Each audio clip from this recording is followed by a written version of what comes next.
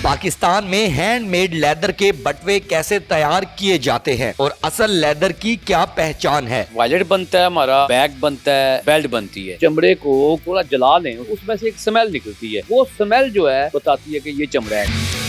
ये इसकी मेकिंग किस तरह होती है, टोटल प्रोसेस आपने बताना है कि रॉ फॉर्म से क्या क्या स्टेप होते हैं जिससे ये आगे इस फॉर्म में आता है। तो सबसे पहले हम एक चमड़े का बड़ा पीस लेते हैं और उसको काटते हैं। काटने के बाद जब उसके छोटे छोटे पीस कर लेते हैं तो फिर हम उसको प्रेस पे ले जाते हैं। प्रेस पे लेके जाके उसके टुकड़े बन जाते हैं जो हमें चाहिए होते हैं। फिर उस पर उसकी पैचिंग होती है। पैचिंग हम बोलते हैं, ये जो होते हैं ये पैचिंग, हाँ जी, ये जो पैचिंग होती है फिर इसकी, ठीक है जी। पैचिंग के बाद फिर इस पे ये सिलाई होती है और सिलाई के बाद फिर ये लास्ट वाला पीस लगता है, फिर पीस लगता है और एंड पे जाके इसकी रगड़ाई होती है। रगड़ाई के बाद फिर इस पे पॉलिशिंग होती है और पॉलिशिंग के बाद ये फिर तैयार होता है बेचने के लिए। तो ये प्रोसेस कितनी देर का होता है सारा? ये अगर हम एक ही वायलेट को लेके बैठ जाएं कि एक वायलेट जो है वो कितनी देर में तैयार होता है, तो वो अकेला आदमी अगर उसको तैयार करता है तो वो 2 घंटे ले जाता है। 2 से 3 घंटे में वो एक वायलेट तैयार करता है। लेकिन ये मुख्तलिफ हाथों से निकलता है। प्रेस वाला जो है वो कटिंग कर रहा है, सिलाई वाला सिलाई कर रहा है, पैचिंग वाला पैचिंग कर रहा है, पॉलिश वाला पॉलिश कर रहा है। तो ये इस तरह करके फिर मिक्स करके सारा काम निकलता है। लेदर कहाँ से आता है? लेदर आता है टेंडरियों से।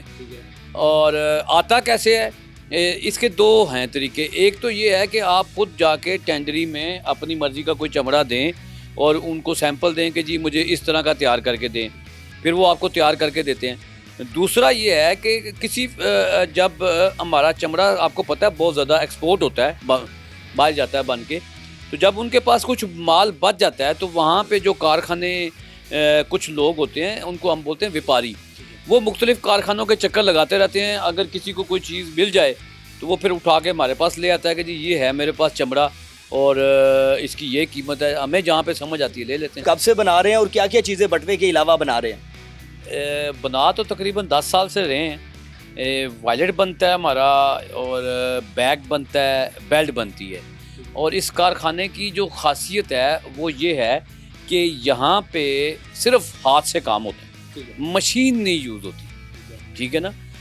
तो टोटल जितना भी हमारा बनता है, मिसाल के तौर पे ये चमड़े का पीस एक टुकड़ा है, तो इसका इस हालत तक जाने में मशीन नहीं यूज़ होती, ठीक है ना।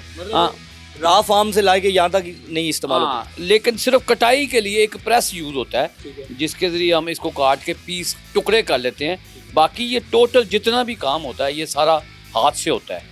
और ये पाकिस्तान में अगर मैं आपको गिनना चाहें हम कि ये कितने कारखाने हैं, तो मेरे ख्याल से कोई 1-2 होंगे। लेकिन अभी तक मेरे साथ इत्तेफाक नहीं हुआ कि मैं कोई दूसरा ऐसा कारखाना देखूं जिसमें बैग भी हाथ से बनता हो, जिसमें वॉलेट भी हाथ से बनता हो और जिसमें बेल्ट भी हाथ से बनता हो। अगर ये चमड़ा महंगा होता है, सस्ता होता है, क्या इसकी क्वालिटी होती है? क्योंकि हम बाज़ार में जाते हैं तो पठान भी बैठे होते हैं, बड़े लोग बैठे होते हैं, जी ये असल चमड़ा है, असल चमड़े का ये जो वॉलेट है ये ले जाएं, ये बैग है, इस पे बात कर लें। तो क्या आपको लगता है कि क्वालिटी क्या होती है?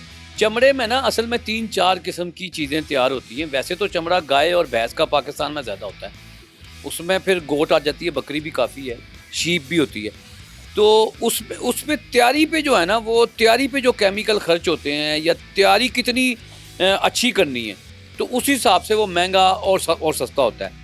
रेक्सीन और चमड़े में क्या वाज़ेह फ़र्क है? क्योंकि आम आदमी को शायद उतना मालूम नहीं है जितना आप बेहतर तरीके से जानते हैं। रेक्सीन जो है वो तो ये है ना कि एक इंसान ने खुद कुछ केमिकल डाल के कुछ चीज़ें तैयार की हैं। तो चमड़ा कुदरती है। असल चमड़े की पहचान क्या है? असल चमड़े की पहचान मेरे नज़दीक लोगों हर बंदे की अपना है। मेरे नज़दीक ये है कि जब आप चमड़े को थोड़ा जला लें, उसके जो बैग पे बाल होते हैं ना हल्के हल्के, उसको जब आप जलाते हैं तो उसमें से एक स्मेल निकलती है। वो स्मेल जो है वो आपको बताती है कि ये चमड़ा है। ये जितना भी मेरा सामान बनता है असल में ये कुछ यूनिक लोग इसको पसंद करते हैं। हर बंदे की समझ में नहीं आती ये चीज़। मिसाल के तौर पे ये वॉलेट है तो कुछ लोग को बिल्कुल नहीं पसंद आता, सादा सा है, क्या करना। इसी तरह ये बैग है तो बैग ये हमारा सॉफ्ट होता है, इसमें गत्ता नहीं होता, ठीक है ना। तो कुछ लोगों को ये पसंद आता है, लेकिन ये एक मखसूस तबका है जिसको ये हैंडमेड चीज़ें पसंद होती हैं। वो पाकिस्तान में कम है, बाहर ज़्यादा है। सबसे ज्यादा कहाँ पे बिकता है आपका?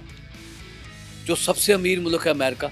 अच्छा, क्या बात है, मतलब डॉलर्स में कमा रहे हैं। मकसद ये है कि जहाँ पे पर डे आमदनी ज़्यादा है, एक आदमी रोज़ का $500 कमा रहा है, तो उसमें से वो हमसे दो चार आइटमें ले लेता है, उसको कोई फ़र्क नहीं पड़ता। तो जितनी आमदनी बढ़ती जाएगी लोगों की, उस हिसाब से फिर वो